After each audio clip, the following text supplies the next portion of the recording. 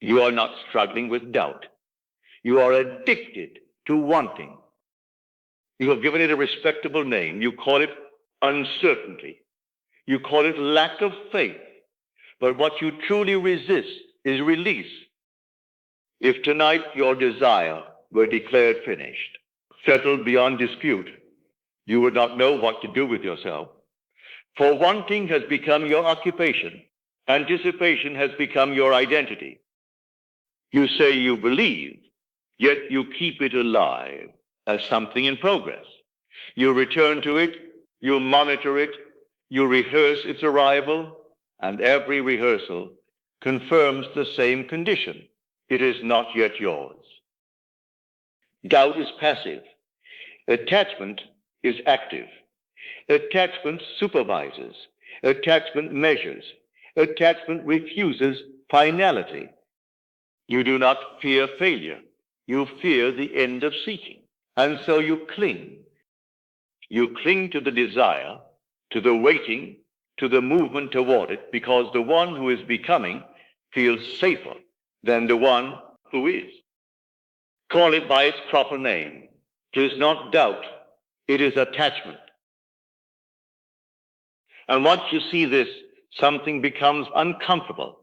You do not merely think about your desire. You sustain it as an experience of lack. You revisit it, not because it is required, but because it keeps you in motion. Motion feels alive. Completion feels still. And stillness feels like loss to the one who has grown accustomed to pursuit. So you return to the wanting again and again, calling it persistence. Notice your inner speech. You say, it is coming. You say, it will happen.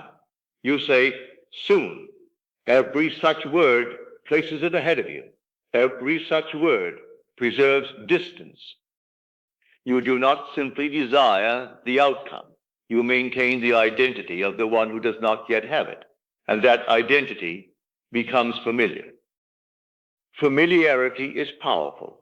The mind returns to what it knows, even if what it knows is delay. When you imagine, you often imagine from anticipation. You feel the excitement of nearing it. You taste the future. But anticipation is not possession. Anticipation confirms movement toward not arrival. And so you oscillate. For a moment, you declare it done. For a moment, you feel certain. Then you check the will. Then you interpret silence. Then you adjust your inner state in response to what you observe. That adjustment reveals where you truly dwell. This is not about moral failure. It is about identification.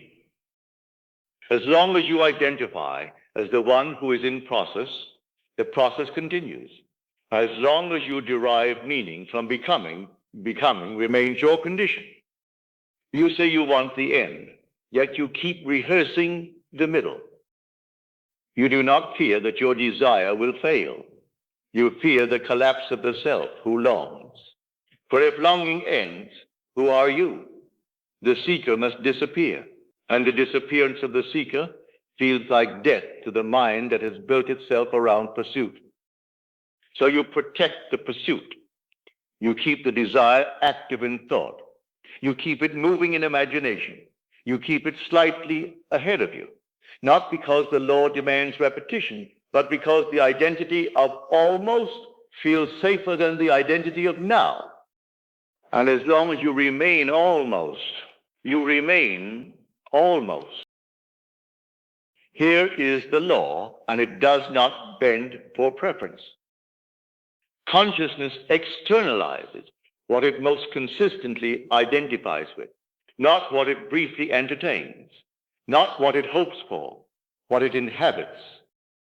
You do not manifest what you desire.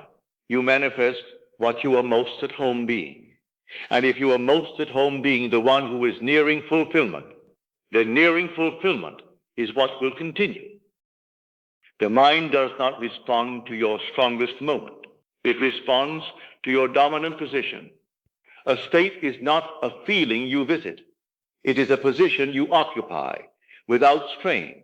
If you must reinforce it constantly, You have not yet occupied it. You say, it is done. Then you look outward to verify it. That look is a declaration.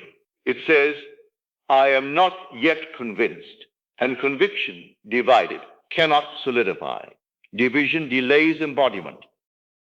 Scripture speaks of the double mind, but it is not speaking of religious doubt. It is speaking of divided identity. One part of you claims completion, another part waits for proof. The waiting part is the one that governs. The law does not measure your intention. It measures your identification. If your inner speech still contains the posture of delay, delay persists. If your reactions still belong to the one who lacks, lack continues. You cannot occupy two positions and expect one to dominate by wish alone. To assume the end is to close the door behind you, not to stand in the doorway, not to glance back at the former room, but to close it. You have not closed it. You have decorated the new state while keeping the old one accessible. And as long as the former identity remains available, you will return to it in moments of silence. The world reflects the identity you revert to unconsciously, not the one you announce deliberately. This is why repetition has not saved you. This is why intensity has not secured it. You are reinforcing the state of not yet more consistently than the state of already. And the law is faithful. It gives form to the state you refuse to relinquish. What then is required of you? Not greater effort, not more elaborate imaginal scenes. What is required is the end of the seeker. So long as you continue to identify yourself as the one who is becoming, the one who is hoping, the one who is almost there, you will continue to experience becoming, hoping, and almost. The state you occupy must be final within you before it can appear as final in your world. The seeker lives in transition. He draws strength from anticipation. He derives identity from progress, and therefore he is reluctant to relinquish the journey because the journey has become self. To release attachment is not merely to stop checking. It is to abandon the pleasure of being the one who is striving. It is to allow the former version of yourself to fall away without ceremony. When a man truly accepts that he is something, he does not continue to describe himself as the one who is trying to become it. He does not wake each morning to confirm it. He moves from it. The change feels quiet, almost uneventful.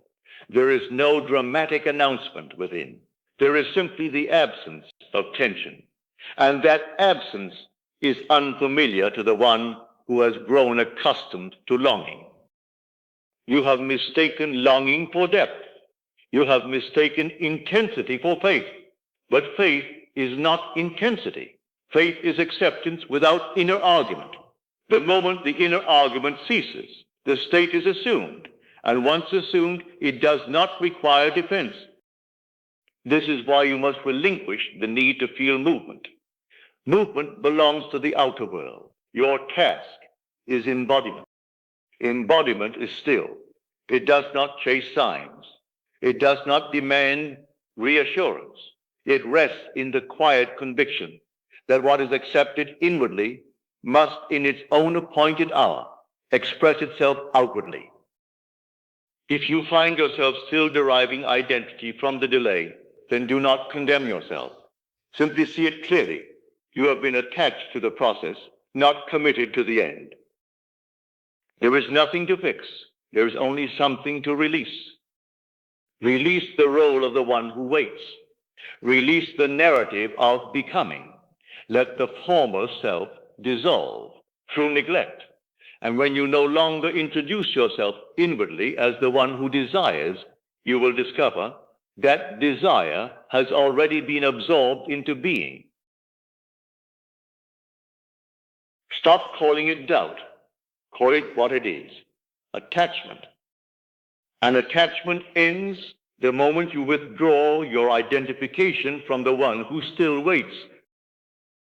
Do not attempt to feel better. Do not attempt to feel stronger. Simply cease introducing yourself inwardly as the one who does not yet have.